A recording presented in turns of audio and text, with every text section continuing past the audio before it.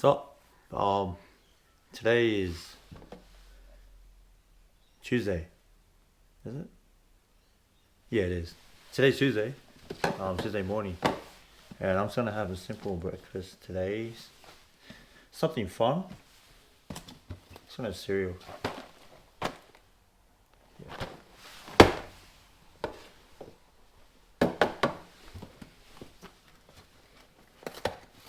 I'm gonna use a massive container because these are nice size, man. I've had in ages as well.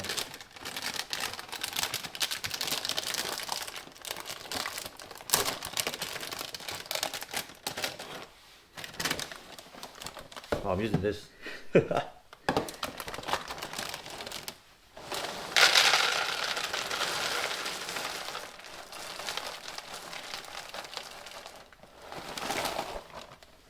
But yesterday I said I was gonna wash my bike, and I did.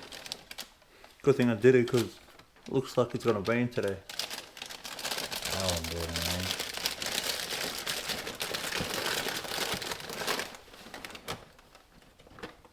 So the bike's ready. But I actually cleaned it up for today because I need to go to Sabbath New South Wales and I have to do the driver's knowledge test again. Oh, because I got suspended um, for speeding. But this was way before I was fasting. And I got approved for good behavior.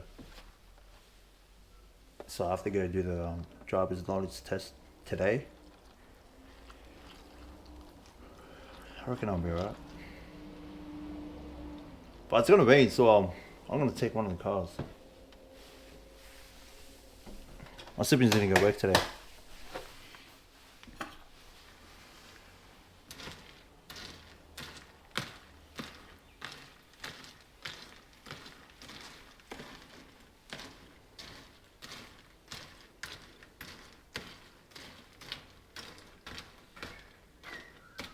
But you know what I realized there?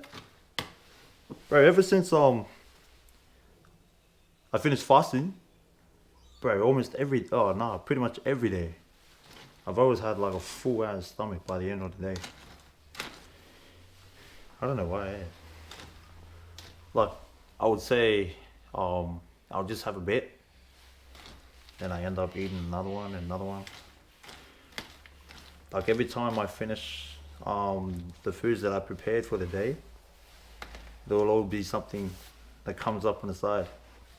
Like, I don't know, some family makes a massive feed and we go over and have some. Like yesterday, we had barbecue again, but like with some burger patties as well. It was mad.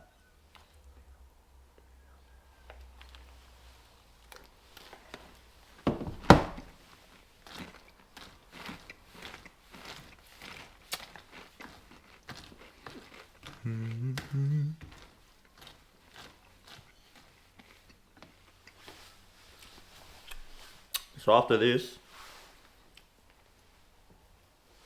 I'm probably just gonna clean up and um, edit some videos and then upload some.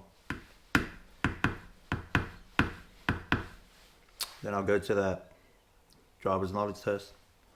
I reckon that was easy. I did a few practice tests last night. Pretty much passed every time, so I reckon I'll be alright.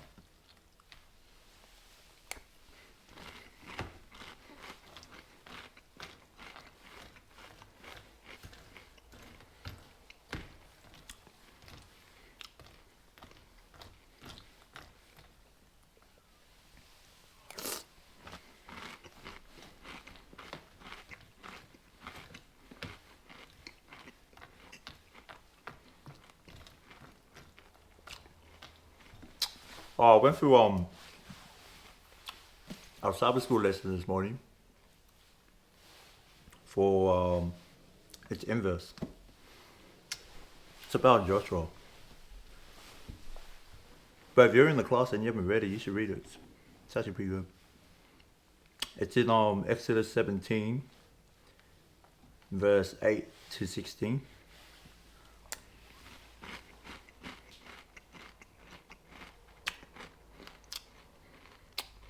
And it's about Joshua leading out some men from Israel to war against or to fight against Amalek. Then Moses and Aaron and Hur, Moses' siblings, they go up on I think it was a mountain or a hill, and Moses holds up both his hands, right, like in the air. And as long as he's holding his arms in the air, Israel is winning the war, right? But when his arms go down, Amalek is winning the war. So from the moment they started fighting, right until sunset, so I'm assuming it's like sometime before midday, or probably around midday or whenever. He has to keep his hands up the whole time until the war is finished. And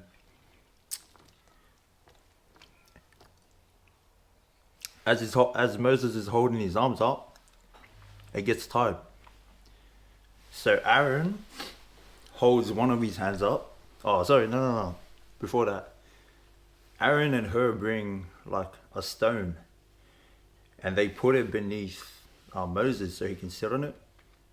And then Aaron would stand on one side, and Hur would stand on the other side, and they'll both hold one arm up.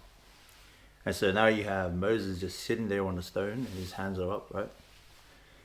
And so they stood like that till it was about the end of the day, like sunset. Then the war was over. Then the Israelites won. But you know when you go through a lesson, right?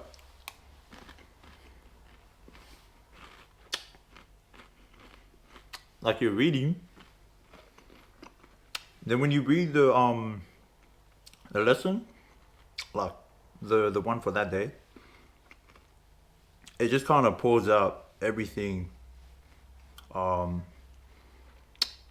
they hope or they want you to pick up. So you're pretty much just absorbing it, right? So like for example, for today's one, or maybe I'm just one day behind, but today's topic was called an able leader. That's what I got up to. I'll just do one topic a day. I don't want to go. You don't need too much, man. It's just too overwhelming. So the topic I went through was an able leader. And it was about Joshua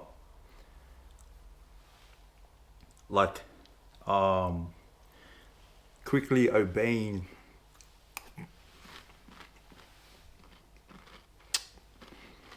being quick to obey God's command. Let me check my note.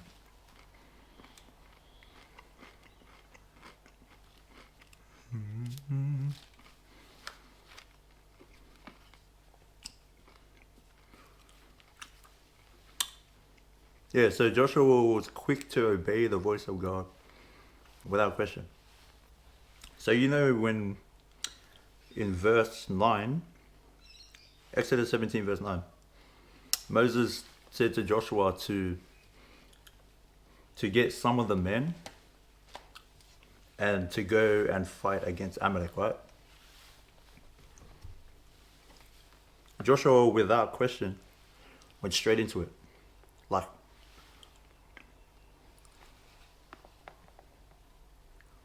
if you think about it, that's actually like a pretty scary thing to do for someone in his position. Like, these guys were in the middle of a desert, right?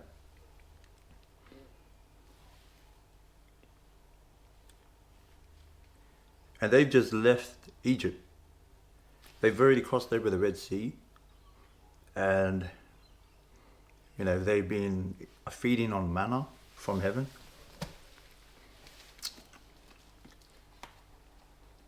But they're still pretty much depending on God. Like, I could imagine how um, how they would look like. Like these are just slaves.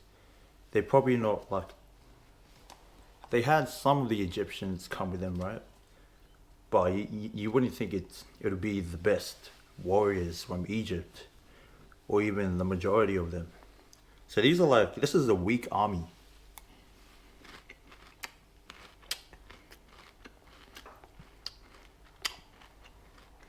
So they're not like classed as warriors or soldiers. They're basically slaves.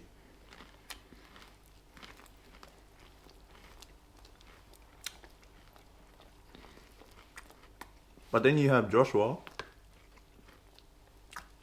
He's just like going out of his way, as if he already knew that he was gonna win the war.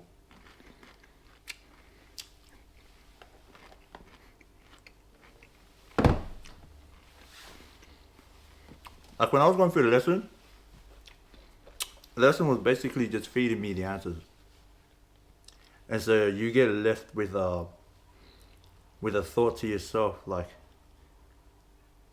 um, am I missing something? Or like you might think to yourself that you've already picked up what you need to know, right? At least within the story, or at least within that part of the lesson, that subject. And that'll probably only take you like, what, 10 minutes? Like you could read verse 8 to verse 16 in like 3 minutes, and then you just read the whole page of the lesson, and that's basically like, well, it depends how fast you read, eh? But if you're a slow reader, that's probably like 10 minutes max, and then you'll be done with the lesson. But I think that's like, um, there has to be more to it, right? Because as if um, that'll be all you could find for that day. That's just how I think about it. Like for example, you could look at commentaries from Ellen G. White. This is what I do. Like when I feel like um, that might be all that I could find within that subject or within these verses that's given to us to read, I'll just have a look at Ellen G. White's commentaries to see if there's anything else that I missed out on. But sometimes she doesn't have much to speak about on that chapter. Like for this chapter, chapter 17, the only thing she writes, um, the only verses she talks about is like from verse 14 to 16. I'm pretty sure it was the last two.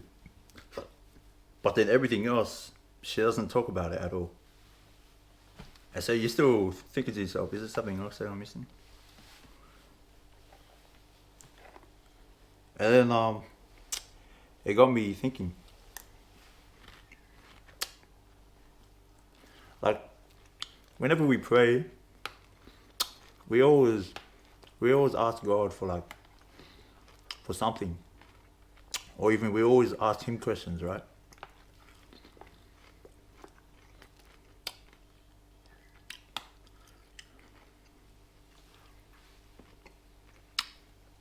What if we ask God to ask us a question? Know what I mean? Like, what if we just told Him,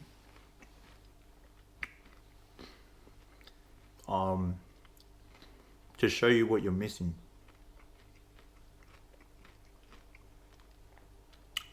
Like today, I literally went through the whole lesson in like probably 10 minutes, right? Like just reading the paragraphs and breaking it down, and then just read through the lesson, and then highlight the parts that stick out. But that doesn't take long. So then you go through Ellen G. White's writings, but then there's only like 1 or 2 points, which only includes 2 or 3 verses, and that's it. So that's probably like 15 minutes.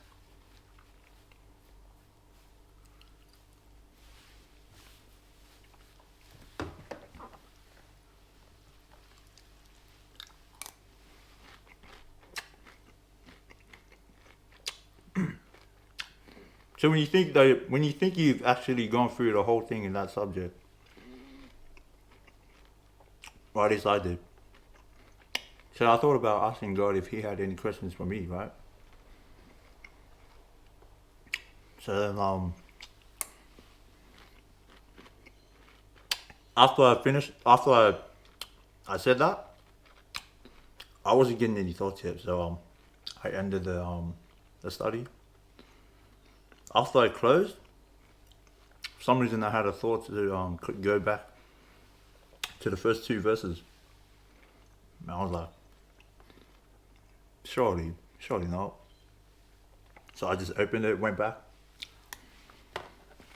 and I read it again. Verse 8 and verse 9. I might as well just read it. Now Amalek came and fought with Israel in Rephidim.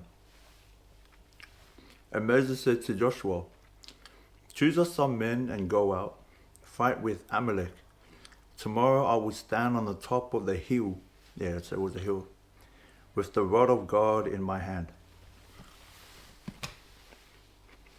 Oh, so he's holding the rod up. Yeah, there you go. But what I realized was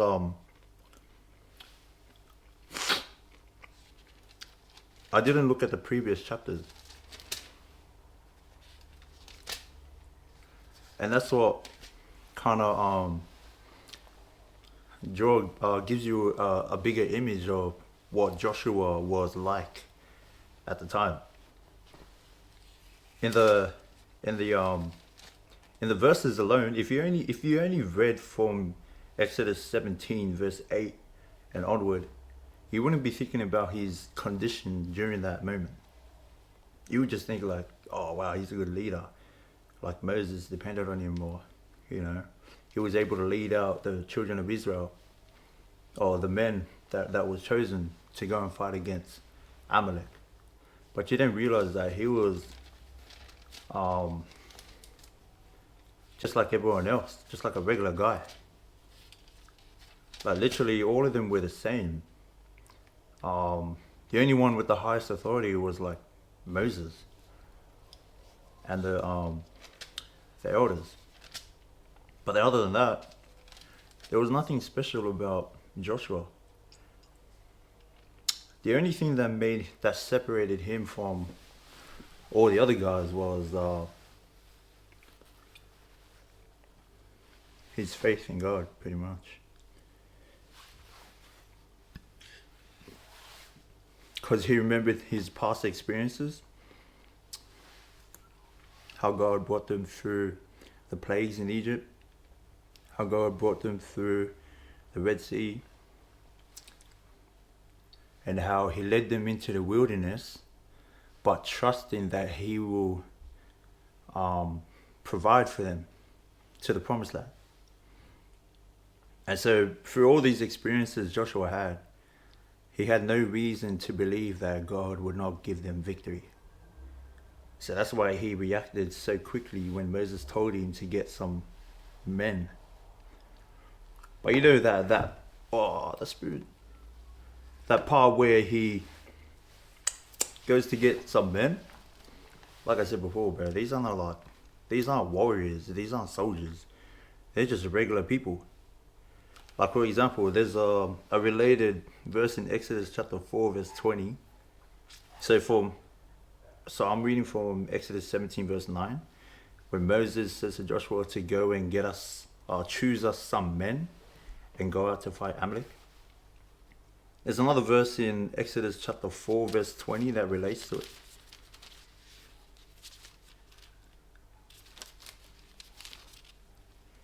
But this is what it says.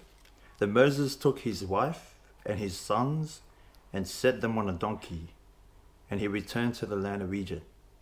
See, it's just, when it says some men, it's just like regular people.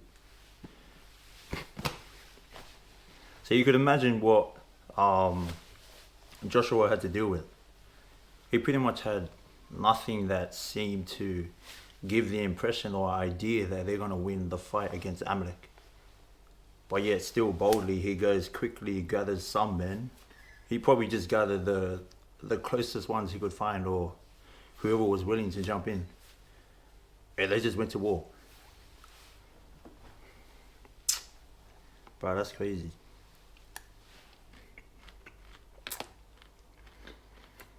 I didn't pick that up until I went back into the Bible and read that.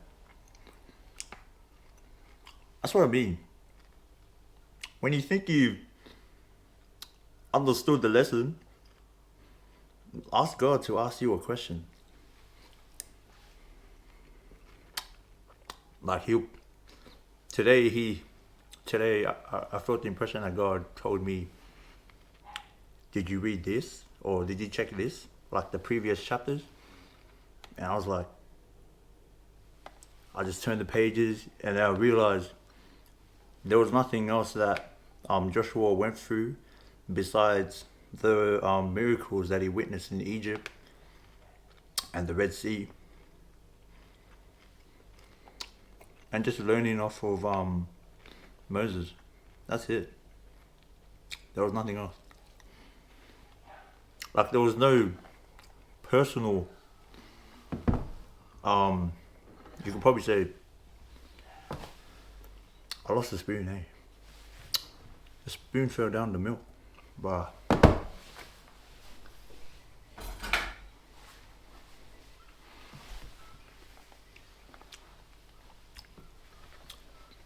probably should have just had a fruit while I'm talking. I'm talking way more than yesterday.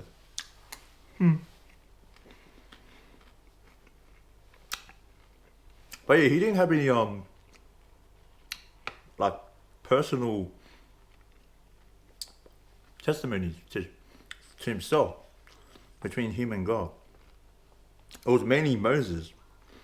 And so he was going off of the testimonies Moses had with God. But that's proper faith right there.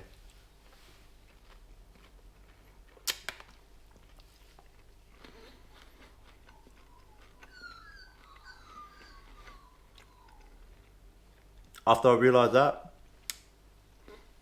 bro, I was pretty much full. That was only from reading the first 2 verses. Imagine the whole verse 8 to verse 16. Bro, there's got to be more, way more to pick up. But I think I've had enough for this morning.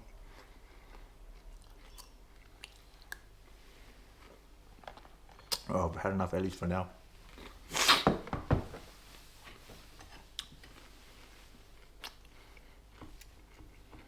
But yeah, that was a mad study. Bro, this lesson is pretty good. Should actually go through it. Like, don't just read it, but like actually try to ask God questions.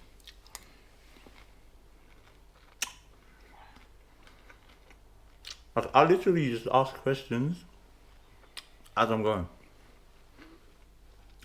Like, if I get stuck in a verse, I'll just ask him, like, what does this mean? Or something like that. And then, like, in a regular prayer, obviously. So pray normally, but then ask the question. And he'll give you the answer, man. Sometimes straight away, sometimes after a few minutes. But you will get the answer.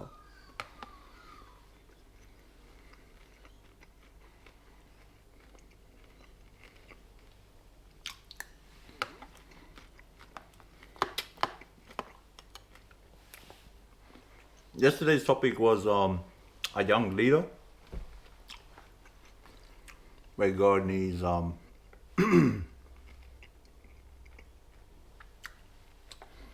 he needs leaders that do not wait for something big. Like when they do something, no matter how small the task is, they do it properly, like with their whole heart,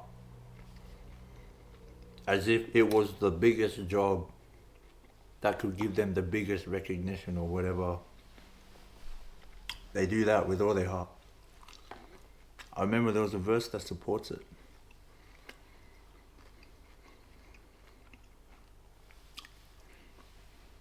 But I didn't write it down. I should have. Man. That's right, I'll get it in. It's in the lesson, so just read through it, you'll find it. It's like something like those who are foolish in the little things are foolish in the greater things. And then it's the same thing with the wise. Those who are wise in the little things are wise in the bigger things.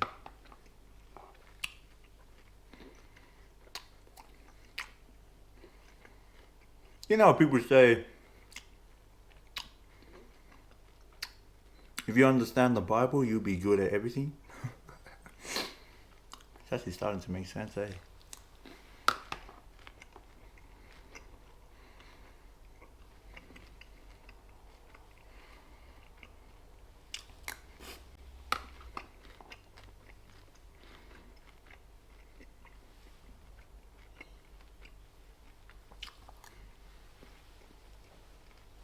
My favorite part is the milk.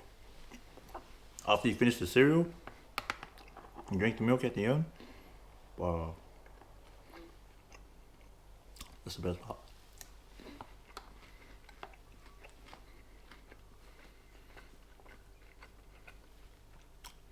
I could probably eat the whole bowl.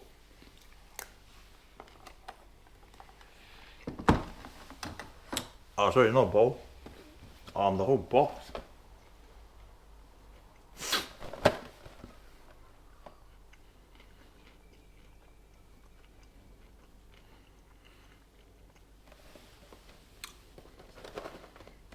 I think I will, eh?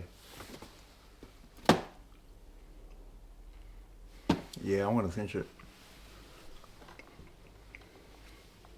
But yeah, that was my study today. And that's what I do when like when I go through study, I just ask questions. Sometimes I'll ask God to ask me a question.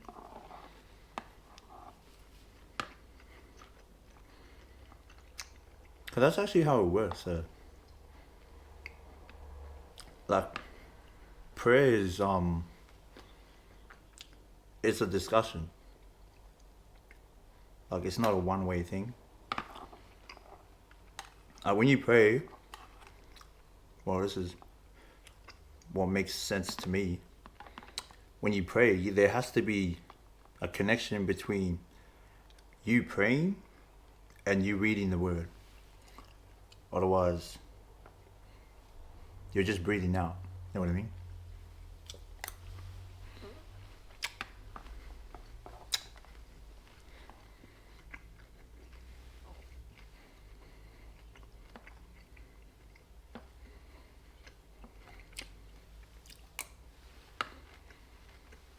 Like I think there was a saying that prayer is the breathing of the soul.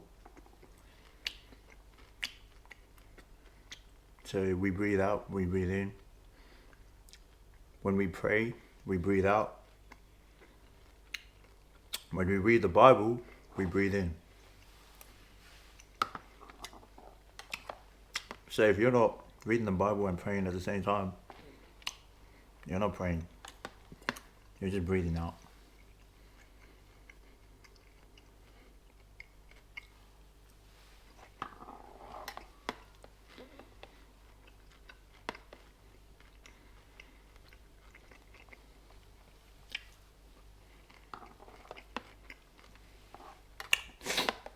But that's the what is it?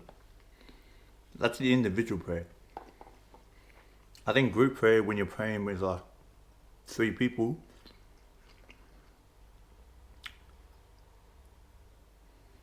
Nah, it's the same thing. The Bible has to be included in every prayer.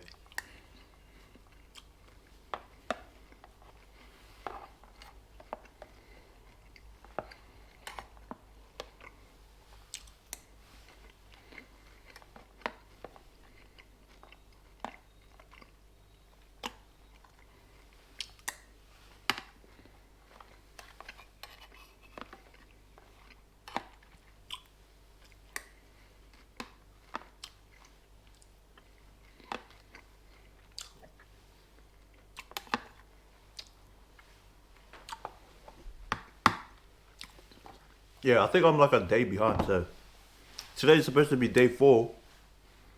Yesterday was day 3. But this video that you're watching right now is gonna be day 3. So I'll probably do a video end of today, and just an update of the whole thing I did today, like what I actually did.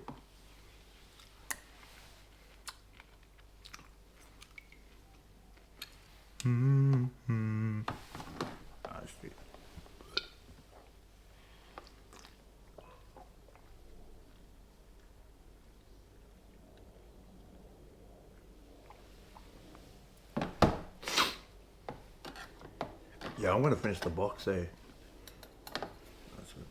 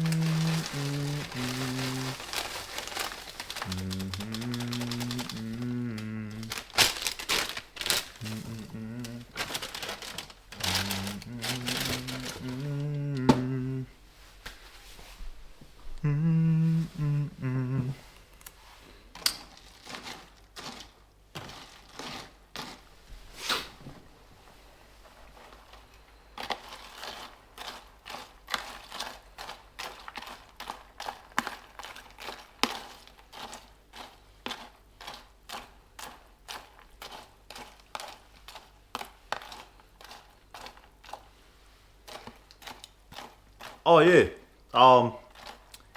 If you're a student in my class, they're probably they're all the pathfinders. I was gonna say I'll just take the class this week since I'm going through the lessons again. So I'll be right.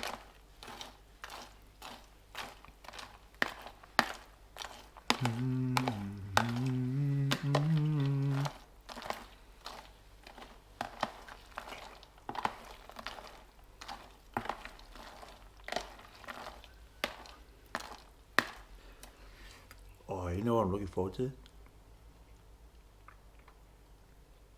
So the place I'm going to do my driver's knowledge test is at Ed Square, and that's where my favorite burger is. It's at a place called what is it called? It's called Burger Point, and the burger is Marvin glazed. But if you haven't tried that, you should go give it a try. It's like a double patty burger. And I think it has onion as well. It's sort of like a quarter pounder, but it's kind of different. But the buns is glazed. Oh, it's so good. I don't know if it'll be too sweet for me now, but I want to go give it a try. I'll take a mad story shot of it, and then I'll chuck it in the unclean recovery highlights. Wow, that'll be a mad start. I still don't know what to call it. Oh. The good one is recovery. Should I do the bad one?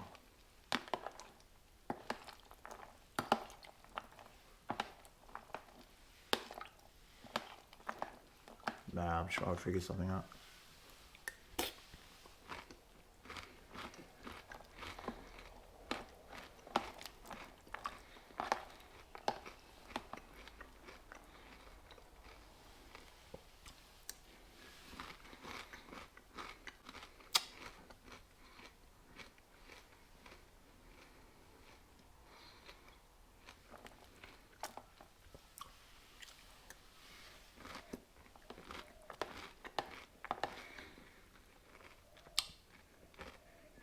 You know, it's funny.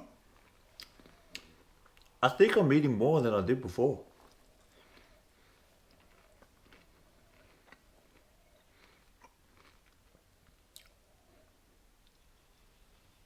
I think I am. I feel like I've been eating way more than I used to, like before I fasted. I don't know, but I'm recovering pretty quick though.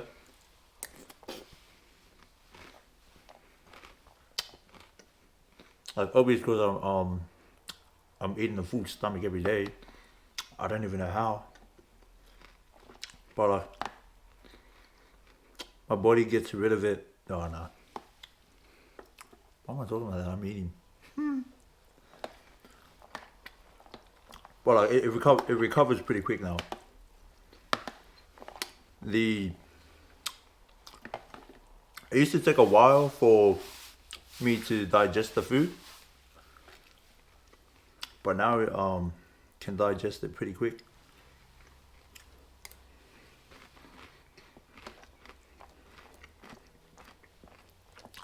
The only thing is, my mouth still goes dry.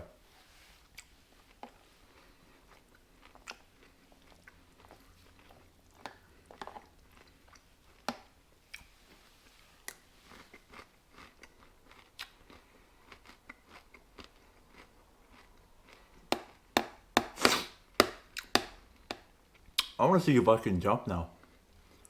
Like play volleyball. I want to be able to play again. I probably won't be able to play this week.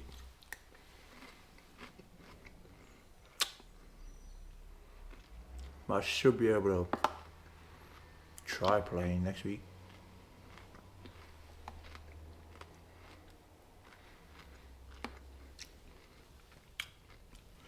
Bro, that still shocks me. Like when I try to jump, like when I put my hands up, the net is like up to my fingertips, right? But when I jumped my hardest, last weekend, bro, I was like only that high. Usually I can get higher, and like this is like my hand straight, like stretched straight up, and that's the highest I could go, like right now. But usually I can get like a full shoulder over there. Oh, probably not shoulder. Nah, yeah, shoulder. Yeah, I could get the shoulder over there. Oh, nah, shoulder. That's just probably too much. I could at least get my chin over the net, but now I can't even do that.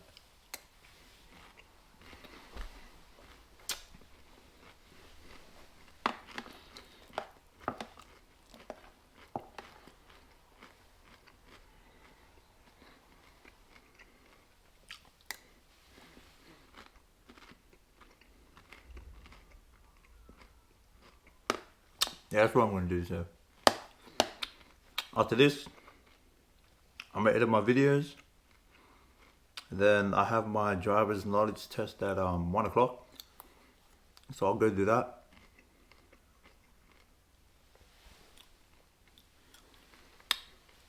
Good thing I have a car. It's kind of man. And after the test, I'm gonna go have that burger. I think after that, I don't know.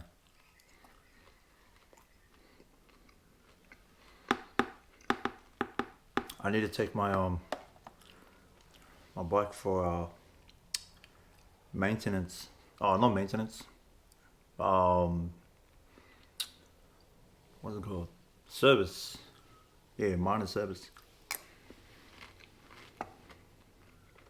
But I could only take it on Friday. Plus, that's when the sun comes out, according to the weathercast. So I'll take it on Friday.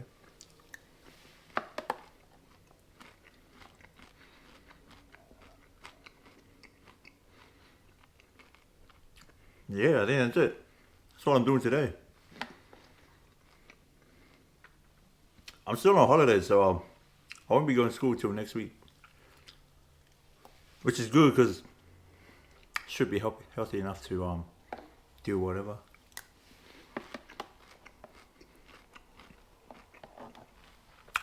But in school, where we park our cars or bike or whatever, we have to walk up a hill. You know how hard that was? Cause it was on my second last week, the last week of school before the holidays. Bro, that was like one of the hardest walks I did. What took people like 20 seconds to go up took me like a full minute. Cause I couldn't take long strides. Cause if I took long strides up the hill, like it'll feel heavy on my legs. So I had to take tiny steps, like an old man.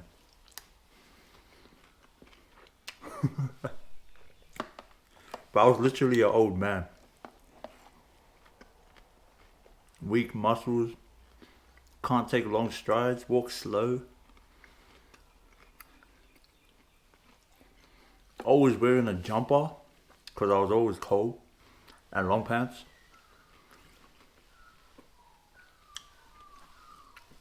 Like I was the only one wearing a hoodie, and I had like a puffer jacket on the outside, or some kind of heavy jacket on the outside.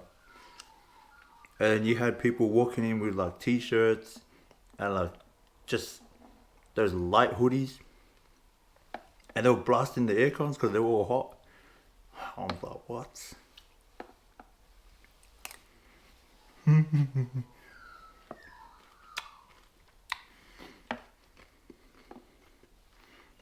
like I'm walking around with a big water bottle because we don't have bubblers over there. Oh, we do, but I don't know, bro. I don't trust it. So I used to be walking around with a 2 liter bottle, but